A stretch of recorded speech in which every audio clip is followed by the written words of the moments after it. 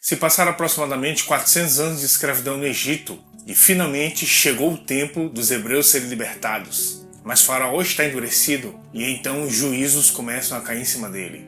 Após o 10º juízo, Faraó se rende e deixa os hebreus saírem. Mas Faraó se arrepende, pega seu exército e vai atrás deles. E agora os hebreus estão cercados. Na frente tem o mar. Atrás vem Faraó com seu exército e ele está enfurecido. É nesse momento que os hebreus viram para Moisés e perguntam: Deus nos tirou do Egito para matar a gente aqui, foi?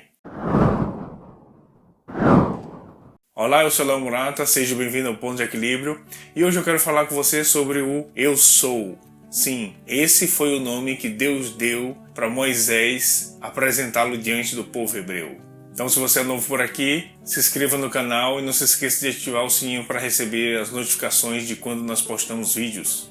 Eu quero que você preste atenção comigo no primeiro registro que a Bíblia faz de Satanás atacando um ser humano. Está lá em Gênesis capítulo 3, ele atacando Eva. Você se lembra o que ele disse para Eva? É assim que Deus disse? Não comerei de todo fruto da árvore do jardim? E Eva responde para ele: qualquer fruto de qualquer árvore nós podemos comer livremente do jardim. Somente da árvore que está no meio do jardim a gente não pode comer, porque se a gente comer, Deus disse que nós vamos morrer.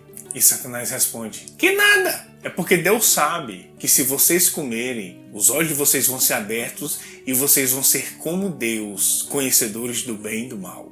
Em outras palavras, a serpente estava dizendo para Eva assim: aquela árvore dá um poder que nenhuma outra árvore aqui no jardim dá. E é por isso que ele deixa vocês comer de todas, menos daquela, porque aquela é a melhor que tem aqui. Essa é a primeira vez que Satanás ataca um ser humano na Bíblia. E eu quero te mostrar qual foi a estratégia que ele utilizou: colocar dúvidas sobre o caráter de Deus. E eu quero te mostrar como isso se repete na Bíblia. Em Mateus capítulo 8, no versículo 2, veio um leproso e se prostrou diante de Jesus. E o leproso disse para Jesus: Senhor, se tu quiseres, tu podes me purificar. Eu quero te lembrar que naquela época, lepra não tinha cura. Mas o leproso disse para Jesus: Senhor, se tu quiseres, tu podes me purificar. O leproso sabia que Jesus tinha poder para curá-lo. Agora o leproso não sabia se Jesus queria curá-lo. É por isso que ele disse: se tu quiseres, tu podes me purificar, porque eu sei que tu tem poder, eu não sei se tu quer. Essa que é a grande incógnita que a humanidade tem sobre Deus. As pessoas acreditam que Deus tem poder. O que elas não têm certeza é se Deus vai usar esse poder para beneficiá-las. A dúvida não está no poder de Deus. A dúvida está na pessoa de Deus. Eu sei que Deus pode, eu só não sei se Ele quer fazer isso por mim. Deus levanta Moisés e anuncia o plano para Moisés. Ele disse: eu vou libertar o povo da escravidão do Egito. Eu vou tirar eles daquela terra e eu vou levá-los para uma terra que será deles. E essa terra mana leite e mel. Esse era o plano. E Faraó diz: não solto, eles vão ficar aqui. E os juízos de Deus começam a cair em cima do Egito. Os hebreus estão vendo o poder de Deus operando em cada juízo que cai em cima do Egito. E eles começam a criar uma expectativa acerca da sua liberdade. E o sonho, que antes era inalcançável de possuir uma terra, agora começa a se tornar real. E após a 10ª praga, finalmente Faraó se dobra e liberta o povo. E aquela liberdade que parecia impossível, finalmente chegou. Pela primeira vez em 400 anos, aquelas pessoas vão sair do Egito. Mas eles mal têm tempo de aproveitar a sua liberdade.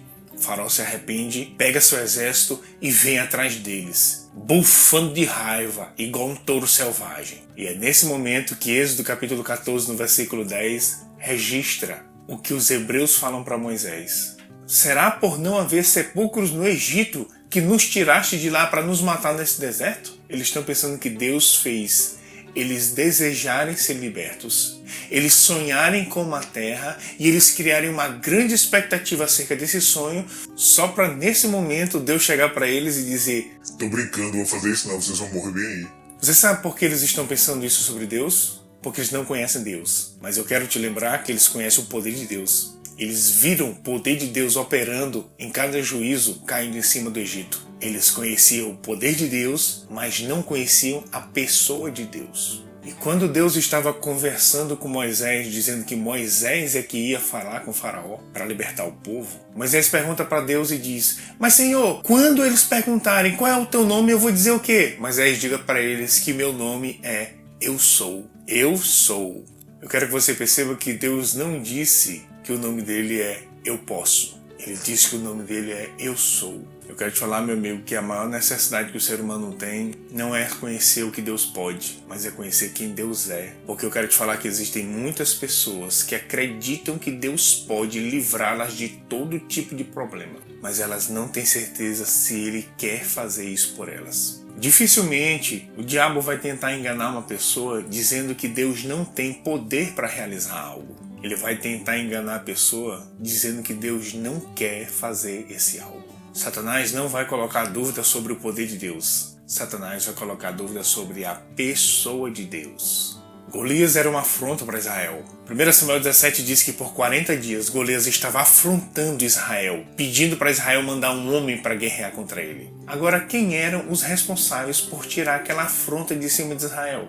O exército. O exército de Israel tinha essa responsabilidade. Só que o exército de Israel está com medo. E por causa do medo, estão sendo infiéis a esse serviço que era deles. Então Davi vem e se apresenta para fazer esse serviço, tirar essa afronta de cima de Israel. E Davi foi enfrentar Golias confiando não em si mesmo, mas em Deus. Mas eu quero te falar, meu amigo, que Davi não sabe apenas que Deus tem poder. Davi também sabe que Deus vai entrar com esse poder para livrá-lo dessa situação. Ele só foi para cima de Golias porque ele sabia que Deus não ia furar com ele, que Deus não ia deixar ele só. Agora, como ele tinha certeza que Deus ia intervir, ele disse: Deus já interviu no leão, Deus já interviu no urso, ele vai intervir nesse filisteu, porque eu conheço ele. Davi não conhecia só o poder de Deus, Davi conhecia a pessoa de Deus, a ponto de arriscar a vida, sabendo que Deus não ia deixar ele só. Em Marcos capítulo 4, narra do momento onde Jesus e os discípulos estão passando para o outro lado da margem. Se levanta um grande temporal de vento e Jesus está muito cansado e ele está dormindo. E o temporal toma proporções gigantescas, os discípulos ficam com medo de morrer e eles acordam Jesus desesperados dizendo: Mestre,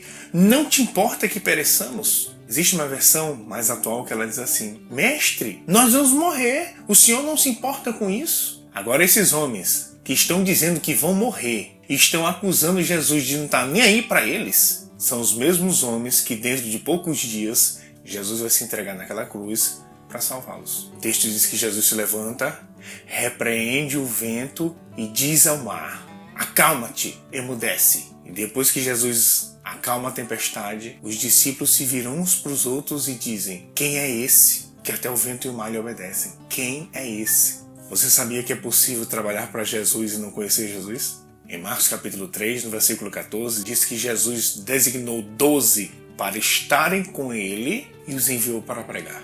Antes de os enviar para pregar, primeiro tinha que estar com ele. Mas eu quero te falar que Deus está atrás do seu coração e não da sua carteira de trabalho. Eu não estou dizendo que servir não é importante, eu não estou falando isso. Mas é importante você saber que você não vai conseguir servir de todo o coração a uma pessoa que você não conhece. Em Romanos capítulo 4, Paulo falando sobre Abraão, a partir do versículo 18 diz assim: Abraão, esperando contra a esperança, creu para vir a ser pai de muitas nações, segundo lhe fora dito: assim será a tua descendência.